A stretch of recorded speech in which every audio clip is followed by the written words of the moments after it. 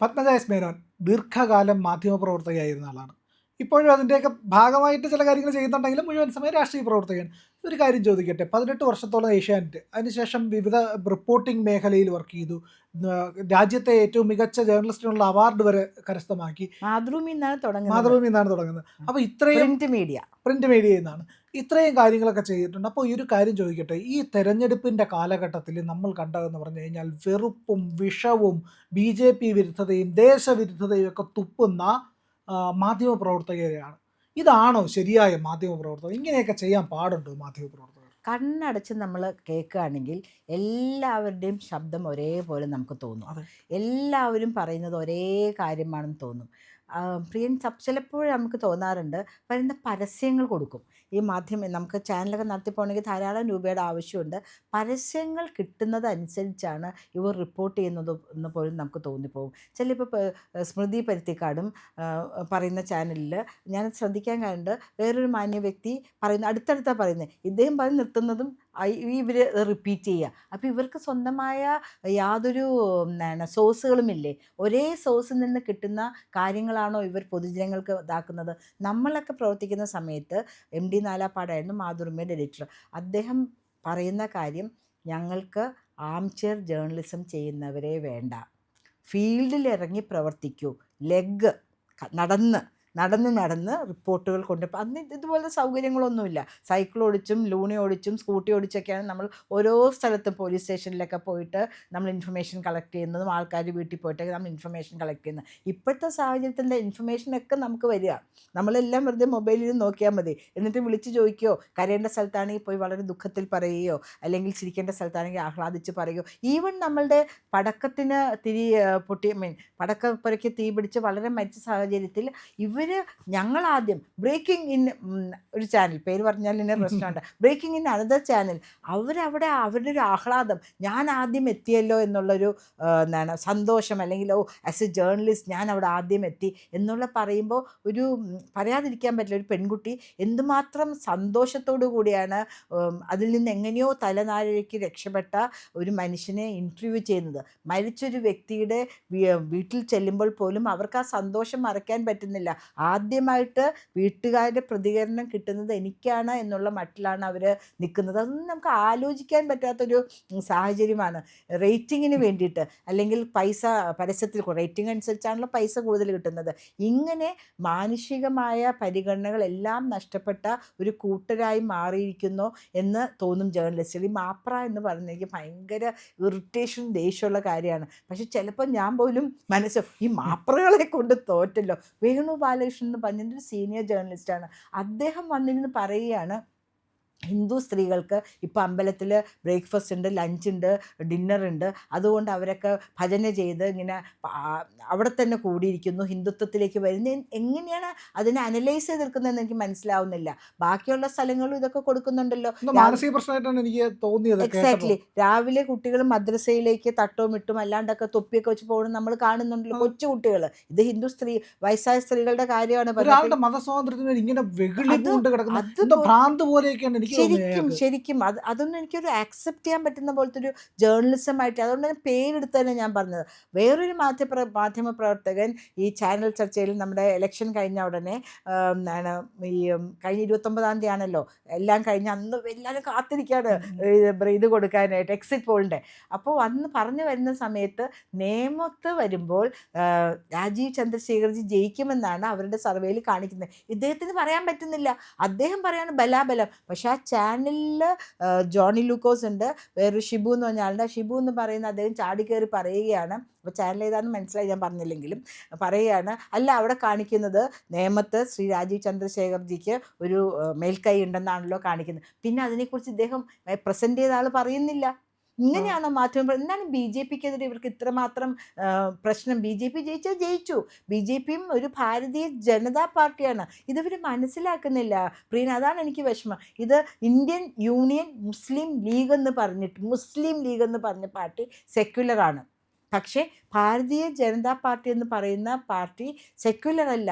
ഇത് ചാണകസംഖി. എന്താണ് ഈ ചാണകം? പണ്ട് ഞാനൊക്കെ നാട്ടിൽ താമസിക്കുന്നത് ജിമ്മി ജെയിംസാ പ്രധാനമന്ത്രി. ചാണകത്തലയൊന്നുമില്ല. ചാണകത്തലയൻ ആയിക്കോട്ടെ, ചാണകം മെഴുകിയ സ്ഥലത്താണ് ഞങ്ങളൊക്കെ കിടന്നിട്ടുള്ളത്. പണ്ട് വീടുകളിലൊക്കെ ചാണകം മെഴുകിയിട്ടാണ് കിടന്നിരുന്നത്. അവിടുന്ന് കിടന്ന് പഠിച്ച് വലിയ നിലയിലെത്തുന്ന ആൾക്കാർക്ക് ചാണകത്തിനെ കുറിച്ച് മോശമായിട്ടൊന്നും പക്ഷെ പറയാനില്ല. പട്ടിക്കാട്ടത്തിനടുത്ത് മനുഷ്യൻ പോലും പോകൂല. അല്ല, അപ്പം ഞാൻ പറയാണ്, ഇവരെങ്ങോട്ടേക്കാണ് മാധ്യമ പ്രവർത്തനെ കൊണ്ടുപോകുന്നത്. ഇപ്പോൾ തന്നെ നമ്മൾ നേരത്തെ കണ്ടുവരുമ്പോൾ മമതാ ബാനർജിയുടെ മരുമകൻ അഭിഷേക് ബാനർജി അവിടെയുള്ള സുവേന്ദു അധികാരിയുടെ PA കൊല്ലാനായിട്ട് മുൻകൈ എടുത്തു എന്നൊക്കെയാണ് പറയുന്നത്. പക്ഷെ അത് കേരളത്തിലെ മാധ്യമങ്ങളൊരു ന്യൂസേ ഇല്ല, ജസ്റ്റ് ഒരു സെക്കൻഡ് പറഞ്ഞു പോകുന്നുള്ളൂ. പക്ഷേ ദേശീയ മാധ്യമങ്ങൾ, റിപ്പബ്ലിക്കൻ TV ഉൾപ്പെടെയുള്ള മാധ്യമങ്ങൾ അത് തന്നെയാണ് ഡിസ്കസ് ചെയ്തുകൊണ്ടിരിക്കുന്നത്. അവിടെ തുടങ്ങിക്കഴിഞ്ഞു കലാപെന്ന്. ഇവർക്ക് വേണ്ട കാര്യങ്ങൾ പറയും, ഇവർക്ക് കാശ് കൊടുക്കേണ്ടവരെ പുകഴ്ത്തി പറയും, അല്ലാത്തവരെ ഇരുത്തി കാണിക്കുകയും ടാറ്റ കൺസൾട്ടൻസിയിൽ നടന്ന ലവ് ജിഹാദിൽ ഈ മാപ്രകൾ എത്ര ദിവസമാണ് മൂടി വെച്ചിരുന്നത്. ഇവരൊക്കെ ശരിക്കും പറഞ്ഞു കഴിഞ്ഞാൽ കാട്ടിലെ കാര്യമോ, അത് കാട്ടിലെ കാര്യം എത്ര ഇതൊന്നും മൂടി വെക്കാൻ്റെ കാര്യങ്ങളല്ല. ജനങ്ങൾക്ക് അറിയേണ്ട കാര്യങ്ങൾ മൂടി വെക്കുകയും അതിന് ഇവർക്ക് എന്തെങ്കിലും സഹായം കിട്ടുന്നുണ്ടാകും. അതുകൊണ്ട് ഇവരൊക്കെ വാലാട്ടി പട്ടികളാണ്, ഒരു സംശയമില്ലാത്ത കാര്യം. പ്രിയൻ, നമ്മൾ രണ്ടുപേരും ജേർണലിസ്റ്റുകൾ തന്നെയാണ് കേട്ടോ. ഇവരൊക്കെ എന്ന് പറഞ്ഞ് കൊള്ളാം. പക്ഷെ സത്യസന്ധമായി ജേർണലിസം ചെയ്യുന്ന ആളുകൾ ഇപ്പോഴും ഉണ്ട്. പക്ഷെ അവരുടെ വാക്കുകൾക്ക് വിലയില്ല എന്നുള്ളതാണ്. പൊങ്ങി വരാൻ സമ്മതിക്കില്ല. ഈ CPM ഒരു വാറും അല്ലെങ്കിൽ ഈ സോഷ്യൽ മീഡിയയിൽ ചെയ്യുന്ന ആൾക്കാരുണ്ട്. അവർക്ക് കൊടുത്തിരുന്ന കാശ് പോലും മറ്റുള്ളവർക്ക് കൊടുക്കുന്നുണ്ടായിരുന്നില്ല. പ്രിയൻ അറിയാമോ, എന്ത് തരം ജേർണലിസ്റ്റാണെന്ന് പ്രിയൻ ഒന്ന് ആലോചിച്ച് നോക്കണം. ഇന്ന് രാവിലെ റിപ്പോർട്ട് ചെയ്യാൻ വളരെ ഇതോടുകൂടെ 300 കോടി രൂപ കൊടുത്താൽ മാത്രമേ കുട്ടികൾക്കുള്ള ബുക്കുകൾ പുറത്തേക്ക്. ഇപ്പോഴാണ് അവർക്ക് ന്യൂസ് കിട്ടിയത്. അത് പ്രിൻ്റ് ചെയ്യാനുള്ള പൈസ കൊടുത്തിട്ടില്ല, കവറിൻ്റെ പേപ്പറുകൾ വന്നിട്ടില്ല. അതിനു മുമ്പ് എല്ലാ ഹോർഡിങ്ങിലിരുന്ന് മുഖ്യമന്ത്രി പറഞ്ഞപ്പോൾ പല ചാനലുകളിൽ ഞാൻ കണ്ടതാണ് ശിവൻകുട്ടി വന്ന് പറയുന്നത് നേരത്തെ കൊടുക്കാൻ പോകുന്നു ബുക്കുകളെന്ന്. അപ്പോൾ രമേശ് ചെന്നിത്തല പറയുന്നുണ്ട് അതെന്തിനാ നേരത്തെ കൊടുക്കുന്നത്, ജയിച്ചോ തോറ്റോ എവിടെ പോകുന്നൊക്കെ അറിഞ്ഞിട്ടല്ലേ CBSE പോകുന്നു, കുട്ടികൾ അങ്ങോട്ടും ഇങ്ങോട്ടൊക്കെ മാറ്റാമല്ലോ, എന്നിട്ട് നമുക്ക് കൊടുത്താൽ പോരെയും ചോദിച്ച് അത്രയും വരെ കള്ളമാണെന്ന് അറിഞ്ഞിട്ട് ഇവർ പബ്ലിസിറ്റി കൊടുത്ത് പ്രസിദ്ധീകരിച്ചു. ബുക്ക് ആയിട്ടേ ഇല്ല. അവർക്കറിയാഞ്ഞിട്ടാണ്. ഇന്നാണ് അവരറിയുന്നത് 300 കോടി രൂപയും കൂടി ഉണ്ടെങ്കിലേ ബുക്ക് ബൈൻഡിങ് തീരുകയുള്ളൂ, കുട്ടികളുടെ കയ്യിലേക്ക് കൊടുക്കാൻ പറ്റുന്ന. ഇലക്ഷൻ കഴിഞ്ഞ് 4 ദിവസം കഴിഞ്ഞപ്പോഴാണ് ഇവരറിയുന്നത്. ഇവരുടെ കയ്യിലുണ്ടായിരുന്ന മാറ്റർ തന്നെയല്ലേ. അപ്പോൾ എന്തിനു ഇവർ ഒതുക്കി വെച്ചു? ഇതാണോ മാധ്യമ പ്രവർത്തകർ? അടുത്ത് വരുന്ന സർക്കാരിന്റെ തലയിൽ ഇത് ഇടാല്ലോ. അത് പറയുന്നുണ്ട് കേട്ടോ. ഇത് അടുത്ത് വരുന്ന സർക്കാരിന് ഒരു വലിയ പാരയാവും. 300 കോടി രൂപയുടെ കടം ഇവരുടെ തലയിലേക്ക് വന്ന് വീഴുക എന്നവർക്ക് ഇലക്ഷന് മുമ്പ് അറിയാമെന്നില്ലേ. അപ്പോൾ ഇവർക്ക് ആവശ്യമുള്ളത് കിട്ടി. അല്ലെങ്കിൽ മുതലാളിമാർക്ക്, ചാനലുകൾ നടത്തുന്ന മുതലാളിമാർക്ക് ആവശ്യമായ അഡ്വർടൈസ്മെൻറ്റുകൾ കിട്ടി. അതുകൊണ്ട് അവർ നാക്കടച്ചിരുന്നു. വായടയ്ക്കൂന്ന് പറഞ്ഞ് കടക്കൂ പുറത്തെന്ന് പറഞ്ഞ പിണറായി ഇവരൊരു മാധ്യമ വിചാരണ നടത്തിയോ? കടക്കൂ പുറത്തെന്ന് ആരോടാ പറഞ്ഞ്? നമ്മളെപ്പോലുള്ള മാധ്യമ പ്രവർത്തകരോടാണ് പറഞ്ഞത് കടക്കൂ പുറത്തെന്ന്. എന്നിട്ട് തല കുനിച്ച് പുറത്തേക്ക് ഞാനാണെങ്കിൽ പോവില്ലായിരുന്നു കേട്ടോ. ഞാൻ അവിടെ നിന്നേനെ. എന്നെ പോലീസുകാർ കൊണ്ടുവന്ന് അടിച്ചോ തൊഴിച്ചോ എടുത്ത് ജീപ്പിലിട്ട് കൊണ്ടുപോട്ടെ, ഞാൻ അവിടെ നിന്ന്. പ്രിയനാണെങ്കിൽ അങ്ങനെ തന്നെ നിൽക്കുള്ളൂ. പക്ഷേ തല കുമ്പിട്ട് പോയ ആളുകളെ സഹപ്രവർത്തകരെന്ന് പറയാൻ പോലും എനിക്ക് ബുദ്ധിമുട്ടാണ്.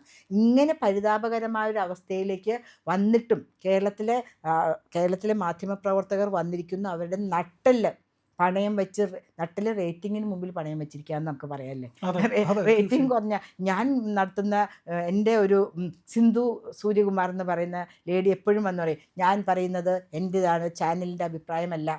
അവരൊരു അരമണിക്കൂർ സ്ലോട്ട് എല്ലാ ശനിയാഴ്ചയും ചെയ്യുന്നുണ്ടല്ലോ. കവർ സ്റ്റോറി എൻ്റെ സ്വന്തം അഭിപ്രായമാണ്, ഈ ചാനലിന് ഇത് ബന്ധമൊന്നുമില്ല എന്നും വന്ന് യൂഷ്വലി അവർ പറയുമായിരുന്നു. കാരണം ശ്രീ രാജീവ് ചന്ദ്രശേഖരന് അതിലൊരു സ്റ്റേക്ക് ഉണ്ടെന്നൊക്കെ ആൾക്കാർ പറയുന്നുണ്ട് ഏഷ്യാനെറ്റിൽ.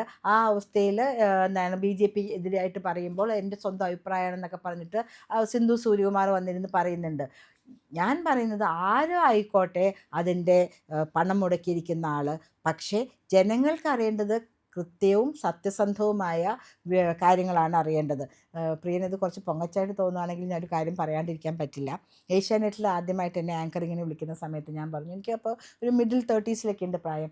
കൊച്ചു പിള്ളേരുണ്ടല്ലോ, അപ്പോൾ അവരെയൊക്കെ വിളിച്ചാൽ പോലെ. ഏഷ്യാനെറ്റ് ആദ്യമായിട്ട് ഇവിടുന്ന് ലൈവ് പോകുന്ന സമയമാണ് ആദ്യമായിട്ട് അപ്പോൾ എന്നെ വിളിക്കുന്നത്. അപ്പോൾ അവർ പറഞ്ഞു, Padmaja, journalist should be A journalist, എല്ലാ കാര്യങ്ങളും അറിയണം, എല്ലാം സത്യസന്ധമായിട്ട് പറയണം. സത്യസന്ധമായിട്ട് പറയണം. ആരുടെയും പക്ഷം ചേർന്നെന്ന് പറയാൻ പാടില്ല. ധാരാളം കൊച്ചുകുട്ടികളുണ്ട്. ഈ പത്മജ പറഞ്ഞ പോലെ അവർക്ക് പ്രത്യേകിച്ച് യാതൊരു കാര്യങ്ങളും അറിയില്ല. നല്ല സുന്ദരമായ മുഖമുണ്ടായിരിക്കും, പ്രായമായ മുഖമൊന്നും ആയിരിക്കില്ല. പക്ഷെ ഞങ്ങളുടെ പോളിസി എന്ന് പറയുകയാണെങ്കിൽ കൃത്യമായിട്ടും സത്യസന്ധമായിട്ടും ആരെയും ചേർന്ന് നിൽക്കാണ്ട്, ഒരാൾ തെറ്റ് പറയാൻ അത് തെറ്റ്, പിറ്റേത്താണ് അയാൾ ശരിക്കും ചെയ്യുകയാണെങ്കിൽ അത് ശരി, അത് പറയാനുള്ള ആർജവമുള്ളവരെയാണ് ജേർണലിസ്റ്റുകൾ ഞങ്ങൾ പറയുകയെന്ന്. അതാണ് എന്നും എൻ്റെ മനസ്സിലുള്ളത്.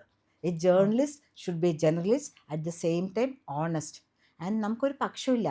നമ്മൾ കോളേജിൽ പഠിക്കുമ്പോഴോ അല്ലെങ്കിൽ നമ്മൾ വോട്ട് ചെയ്യുന്നതോ ഒരു പ്രത്യേക കക്ഷിക്കായിരിക്കും. പക്ഷെ നമ്മൾ ഫ്ലോറിൽ വരുമ്പോൾ, ക്യാമറയുടെ പിന്നിൽ നിൽക്കുമ്പോൾ, പേനെടുക്കുമ്പോൾ, കടലാസിൽ എഴുതുമ്പോൾ നമ്മളുടെ മുഖത്ത് ആ അഫക്റ്റഡ് പേഴ്സൺ അല്ലെങ്കിൽ സൊസൈറ്റിക്ക് എന്താണ് നന്മ, ഇവരെന്ത് തിന്മയാണ് ചെയ്യുന്നത്, ഇവരെ മാറ്റിയാൽ നമുക്ക് എങ്ങനെ നന്മ ഉണ്ടാക്കാൻ പറ്റും, ആ കാര്യങ്ങൾ മാത്രമേ നമ്മളുടെ മനസ്സിലുണ്ടാവാൻ പാടുള്ളൂ.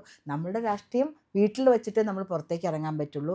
നമുക്ക് ആരെങ്കിലുമൊക്കെ ഇഷ്ടപ്പെട്ടവരായിരിക്കാം ആ പ്രത്യേക പ്രതിസ്ഥാനത്തോ അല്ലെങ്കിൽ വാദസ്ഥാനത്തോ നിൽക്കുന്ന, യാതൊരു ചിന്തയുമില്ലാതെ അതിനെക്കുറിച്ച് നേരെ ലാടം വെച്ച കുതിര. അതാണ് ഞങ്ങൾ ജേർണലിസം ക്ലാസ്സിൽ പഠിപ്പിച്ചിരിക്കുന്നത്. ലാടം വെച്ച കുതിരയെ പോലെ നമ്മൾ പ്രവർത്തിക്കുക, അങ്ങോട്ടും ഇങ്ങോട്ടും നോക്കരുത്. അതുപോലെ തന്നെ ഒരു ന്യൂസിന് 24 hours ഉള്ളൂ. ഞാൻ അതെൻ്റെ ജേർണലിസം ക്ലാസ്സിൽ പഠിച്ച് എപ്പോഴും ഓർക്കുന്നൊരു കാര്യമാണ് 24 hour ന്യൂസ് എന്നാണ് പറയുന്നത്. വിങ്സിൽ ഒരു സ്റ്റേജിൽ അത് ഒന്ന് ആടിക്കഴിഞ്ഞു, ഇനിയിപ്പോൾ പിണറായി അങ്ങോട്ടേക്ക് ഇറങ്ങിക്കഴിഞ്ഞു, മറ്റേ ന്യൂസ് കയറി വരാൻ ഇങ്ങനെ നിൽക്കുകയാണ്. പക്ഷെ അങ്ങനെയല്ല, ഒരു ജേർണലിസ്റ്റ് ആ പോയ ന്യൂസിൻ്റെ പുറകെയും പോകണം. അത് ഞാൻ പോകുമായിരുന്നു. പോയ എഴുതിയ സാധനം 2 ആഴ്ച കഴിയുമ്പോൾ എന്ത് പറ്റി, 3 ആഴ്ച കഴിയുമ്പോൾ എന്ത് പറ്റി, 4 ആഴ്ച കഴിയുമ്പോൾ പറ്റി, ആ കുടുംബത്തിന് എന്തായി അവസ്ഥ, നീതി കിട്ടിയോ, അതിൻ്റെ പുറകെ പോകണം. എന്തുകൊണ്ട് നമ്മുടെ സിദ്ധാർത്ഥൻ്റെ പുറകെ പോകുന്നില്ല, ആ വിഷ്ണുവിൻ്റെ പുറകെ നമ്മൾ പോകുന്നില്ല, പിണറായി കണി കണ്ട് ഉയർന്ന വിഷ്ണുവിൻ്റെ പുറകെ നമ്മൾ പോകുന്നില്ല, എന്തുകൊണ്ട് നമ്മുടെ അഭിമന്യുവിൻ്റെ പുറകെ പോകുന്നില്ല? അപ്പോൾ അങ്ങനെയുള്ള കാര്യങ്ങളും ജേർണലിസം നമ്മൾ കൃത്യമായി ചെയ്യിക്കണം, സത്യസന്ധമായി ചെയ്തിരിക്കണം. ഇത് കാണുന്ന ജേർണലിസം പഠിക്കുന്ന കുട്ടികളുണ്ടെങ്കിൽ, അല്ലെങ്കിൽ ജേർണലിസ്റ്റുകൾ ഞങ്ങളുടെ സഹപ്രവർത്തകരായിട്ടുള്ളവരുണ്ടെങ്കിൽ, നിങ്ങൾ എവിടെയെങ്കിലും വെച്ച് നിങ്ങൾ ട്രാക്ക് മാറിപ്പോയിട്ടുണ്ടെങ്കിൽ തിരിച്ച് സത്യസന്ധതയിലേക്ക് വരണം. നമ്മളെ വിശ്വസിക്കുന്ന കുറേ പേരുണ്ട്, നമ്മൾ അവർക്ക് റോങ് ആയിട്ടുള്ള ഇൻഫർമേഷൻസ് കൊടുക്കരുത്.